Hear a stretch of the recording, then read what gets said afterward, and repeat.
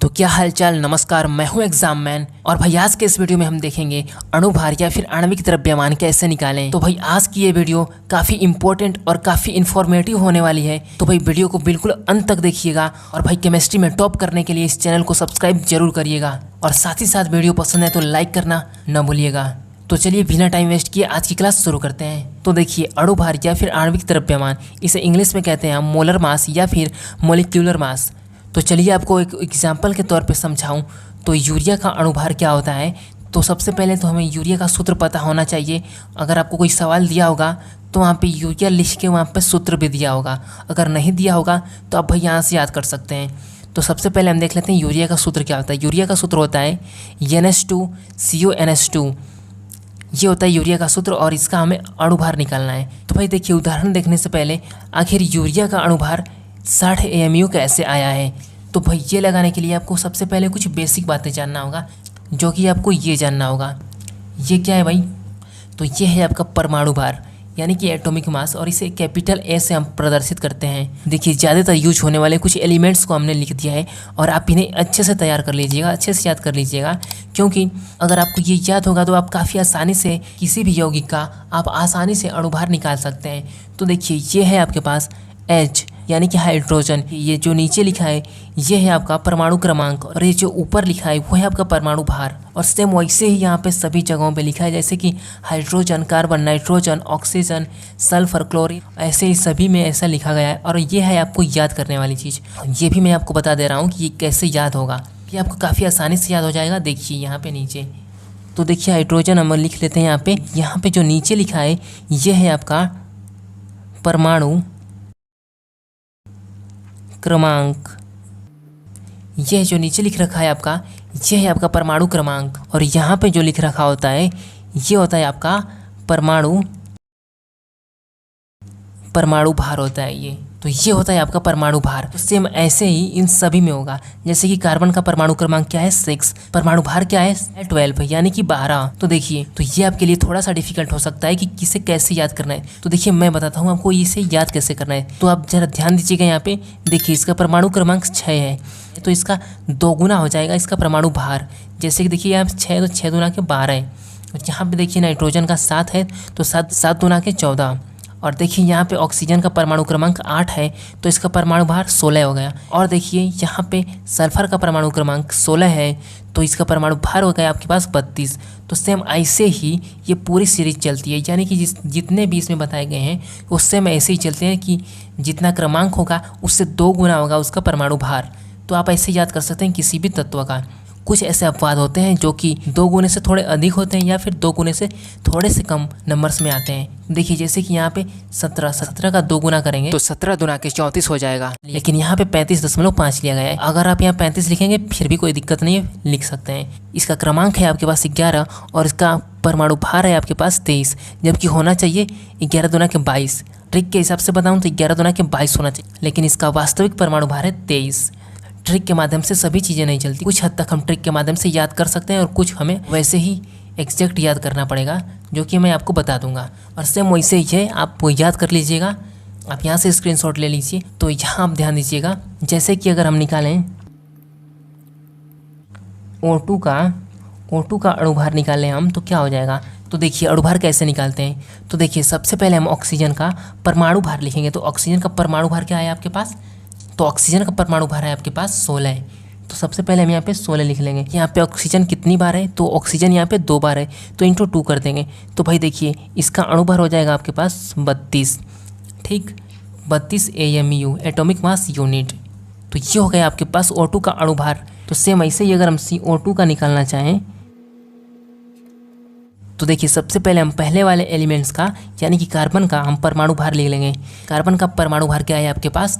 तो वो है आपके पास 12। तो कार्बन हमारे पास एक ही है। अब जो दूसरा एलिमेंट्स है उसे हम प्लस में कर लेंगे। ऑक्सीजन का परमाणु क्रमांक होता है 16, और 16 में हमारे पास कितना ऑक्सीजन है? तो वो है 2, इंटू 2 कर लेंगे। सेम हम इसका कैलकुलेशन करके लिख देंगे।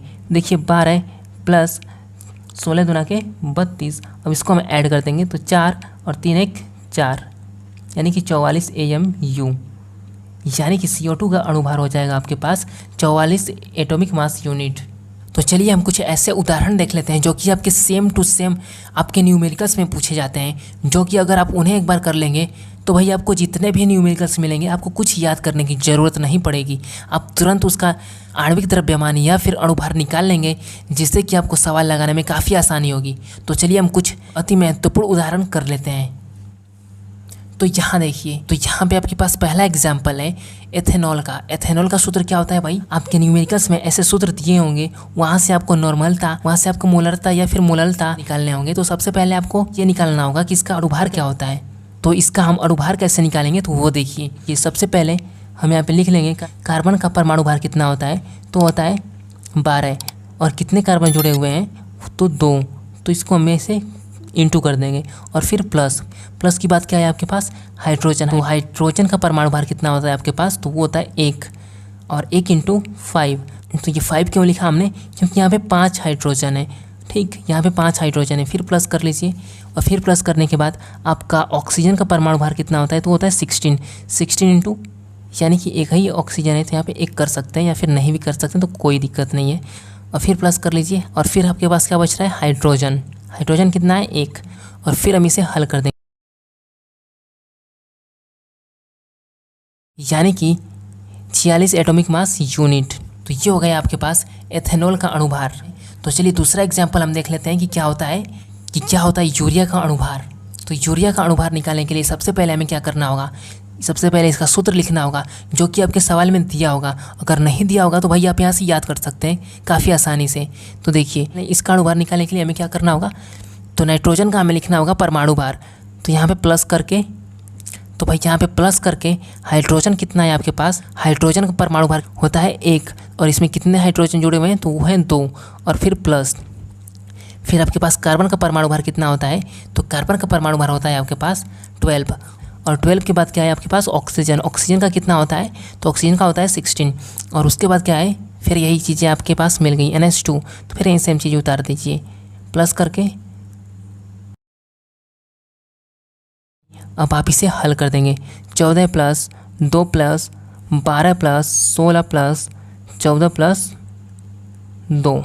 तो भाई इसे अब जोड़ लेते हैं, तो क्या हो जाएगा 28 + 32। और इसे हम जोड़ देते हैं, तो 8 × 2 = 10, 8 × 2 = 10 और 3 × 2 = 5, 1 = 6, 60 AMU। तो यूरिया का अणुभार होता है आपके पास 60 एटॉमिक मास यूनिट। और तीसरा उदाहरण है आपके पास ग्लूकोज का अणुभार। तो भाई साहब, ग्लूकोज का अणुभार क्या होता है, और इससे भी हम सेम वैसे ही बता देंगे जैसे कि हम सेम पिछले वाले एग्जाम्पल्स को देखे हैं। तो सबसे पहले हम क्या करेंगे, कार्बन का परमाणु भार हम लिख लेंगे। कार्बन से कितने जुड़े हुए हैं कार्बन, तो इसमें इंटू कर देंगे। और फिर प्लस करके 1 × 12। और फिर प्लस करके 16 × 6। और भाई इसको हम कैलकुलेट कर देंगे, प्लस 96, कुल मिला के हो जाएगा इसका 180 AMU। यानी कि ग्लूकोज का अणुभार कितना हो जाएगा, तो 180 एटॉमिक मास यूनिट हो जाएगा। और चौथा एग्जाम्पल है आपके पास एसिटिक एसिड का अणुभार बताइए। तो वो हो जाएगा आपके पास, तो सबसे पहले हम सूत्र लिखेंगे। सूत्र होता है एसिटिक एसिड का CH2COOH। तो चलिए इसका हम निकालते हैं अणुभार। तो सबसे पहले हम कार्बन का परमाणु भार लिख लेंगे। कार्बन का परमाणु भार होता है आपके पास 12 + 1 × 2 + 12 + 16 × 2 कर सकते हैं। क्यों? क्योंकि ऑक्सीजन का परमाणु भार होता है आपके पास 16 और यहाँ पे 2 ऑक्सीजन है, इसलिए 16 × 2 कर दिए हम। और फिर प्लस 1। तो इसे हम हल कर देंगे, तो क्या हो जाएगा आपके पास 12 + 2 + 12 + 32 + 1। और इसको हम जोड़ देंगे तो क्या हो जाएगा आपके पास 59 AMU। यानी कि एसिटिक एसिड का अणुभार होता है आपके पास 59 AMU। तो देखिए पांचवा एग्जाम्पल है आपके पास एसीटोन का अणुभार क्या होता है। एसीटोन का सूत्र होता है आपके पास CH3COCH3। तो सबसे पहले कार्बन का परमाणु भार लिखेंगे। कार्बन का परमाणु भार कितना होता है, तो वो होता है 12। और देखिए यहाँ पे कार्बन का परमाणु भार है 12 और उसके बाद यहाँ पे 3 हाइड्रोजन है और हाइड्रोजन का परमाणु भार होता है आपके पास 1। तो यहाँ पे 1 × 3 लिख दिया और फिर देखिए यहाँ पे कार्बन 1 ही है तो यहाँ पे 12 लिख दिया और उसके बाद ऑक्सीजन 1 है, यहाँ पे प्लस करके हमने ऑक्सीजन एक लिख दिया और उसके बाद सेम यही चीज़ है तो यहाँ पे हम उतार देंगे। हल कर देने के बाद हमें मिल जाएगा 59 AMU, यानी कि एसीटोन का अणुभार आपके पास हो जाएगा 59 AMU। तो गाइस हमने 5 एग्जाम्पल्स भी कर लिए कि अणुभार कैसे निकाला जाता है, और कुछ एग्जाम्पल्स मैं आपको होमवर्क के रूप में दे रहा हूँ, जिसका सही आंसर आप निकाल के हमें कमेंट में बता दीजिएगा कि इसका अणुभार कितना होगा। तो गाइस वीडियो पसंद आए तो वीडियो को लाइक ज़रूर करिएगा और अपने सभी दोस्तों के साथ शेयर ज़रूर करिएगा। और अपने बोर्ड एग्जाम की बेहतर तैयारी के लिए भैया हमें सब्सक्राइब करना तो बिल्कुल ना भूलिएगा, क्योंकि यहाँ से पढ़ के आप अपने बोर्ड एग्जाम में 90% कैसे भी ला देंगे। तो मिलते हैं किसी नेक्स्ट वीडियो में, तब तक के लिए जय हिंद, वंदे मातरम।